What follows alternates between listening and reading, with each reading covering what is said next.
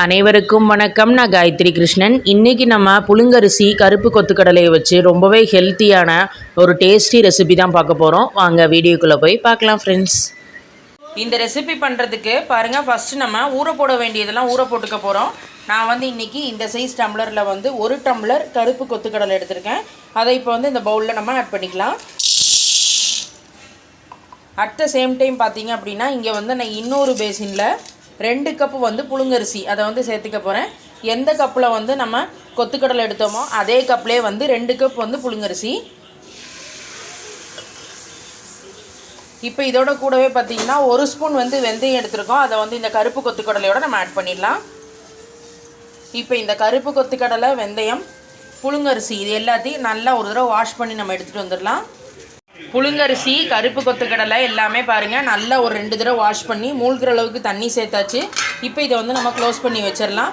Over night இது நல்லா ஊறட்டும். இந்த ரெண்டுமே பாருங்கள், ஓவர் நைட் நம்ம நல்லா சோக் பண்ணி எடுத்துருக்கோம். நம்மளோட இந்த புழுங்கரிசி, கருப்பு கொத்துக்கடலை எல்லாமே எந்த அளவுக்கு நல்லா ஊறி வந்திருக்கு பாருங்கள். இப்போ இது எல்லாத்தையும் எப்படி அரைக்கிறதுன்னு சொல்லிட்டு நம்ம பார்த்துடலாம். இப்போ இதை அரைக்கிறதுக்கு பாருங்கள், ஃபஸ்ட்டு இந்த புழுங்கரிசி, கருப்பு கொத்துக்கடலை ரெண்டையுமே நாங்கள் இப்போ சேர்த்து வச்சிட்டோம்.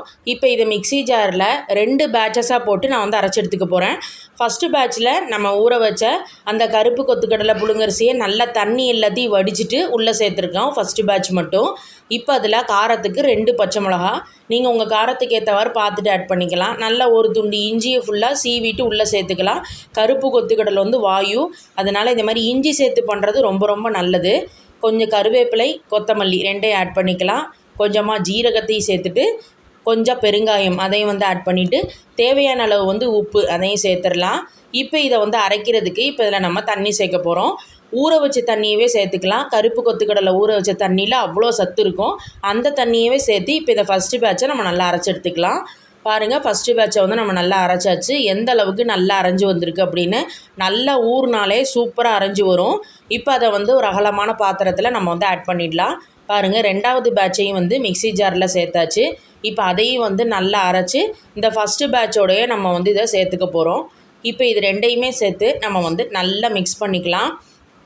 ஏன்னா ஃபஸ்ட்டு பேட்சில் நம்ம அந்த இஞ்சி, பச்சை மிளகா, கருவேப்பிலை, கொத்தமல்லி, பெருங்காயம், உப்பெல்லாம் போட்டிருந்தோம். செகண்ட் பேட்ச் ப்ளெயினாக தான் அரைச்சிருந்தோம். ரெண்டையுமே இப்போ நல்லா பைண்ட் ஆகிற மாதிரி நம்ம கலந்து விட்டுக்கணும். இப்போ பார்த்திங்க அப்படின்னா கன்சிஸ்டன்சிக்காக கொஞ்சமாக நம்ம தண்ணி சேர்த்துக்கலாம். நல்லா தோசை மாவு பதத்துக்கு அந்த கன்சிஸ்டன்சி இருக்கிற மாதிரி தேவையான அளவு தண்ணியை விட்டு நல்லா மிக்ஸ் பண்ணி வச்சுக்கோங்க. இந்த தோசை மாவு புளிக்கணும்லாம் இல்லை. உடனே நம்ம இதில் தோசை ப்ரிப்பேர் பண்ணிடலாம். நைட்டு அந்த கருப்பு கொத்துக்கடலை ஊறுற டைம் தான். இப்போ நம்ம உடனே தோசை ப்ரிப்பேர் பண்ண போகிறோம். தோசை கல்லில் நல்லா ஆயிலெலாம் அப்ளை பண்ணி நல்லா ஹீட்டாக எடுத்து இப்போ நம்ம ரெடி பண்ணி வச்ச மாவுலேருந்து நல்ல ஒரு கரண்டி மாவு ஃபுல்லாக எடுத்து நல்லா இந்த மாதிரி சுற்றி ஸ்ப்ரெட் பண்ணிக்கலாம். நல்ல மெல்லிசாக தோசை நல்லா வரும். அதனால் மெல்லிசாக ஸ்ப்ரெட் பண்ணிவிடுங்க. சுற்றி நம்ம 1 ஸ்பூன் எண்ணெய் விட்டுக்கலாம். இந்த சைடு நல்லா ரெடியாகணும். அப்புறமா நம்ம திருப்பி போடலாம். பாருங்கள், ஒரு சைடு நல்லா ரெடியாக இருக்குது. மெதுவாக எடுத்து நீங்கள் திருப்பி போட்டிங்கனாலே பாருங்கள் எவ்வளோ அழகாக திருப்ப வருது அப்படின்னு நல்லா வந்துடும். அடுத்த சைடும் நல்லா ரெடியாகட்டும். இப்போ நம்மளோட தோசை ரெடி ஆகிடுது. அப்படியே ஃபோல்டு பண்ணி சூடாக சர்வ் பண்ண வேண்டியதான். இந்த தோசை சுட சாப்பிட்டா தான் நல்லாயிருக்கும். எவ்வளோ கிறிஸ்பியாக, அவ்வளோ ஒரு ஹெல்த்தியான ஒரு தோசை சூப்பராக ரெடியாக இருக்குது பாருங்கள். இதே மாதிரி நம்ம இன்னொரு தோசையும் ப்ரிப்பேர் பண்ணியிருந்தோம். அதுவும் ரொம்பவே அருமையாக வந்திருக்கு. அதையும் அப்படியே நம்ம சூடாக சர்வ் பண்ணிடலாம். ரொம்ப ரொம்ப ப்ரோட்டீன் ரிச்சான ஒரு தோசை. கருப்பு கொத்துக்கடலை வச்சு பண்ணுறனால ரொம்ப ஹெல்த்தி. ரொம்ப அட் த சேம் டைம் ரொம்ப கிறிஸ்பியாகவும் இருக்கும். உள்ளே நல்லா சாஃப்டாகவும் இருக்கும். சாப்பிட்றதுக்கே நல்லாயிருக்கும்.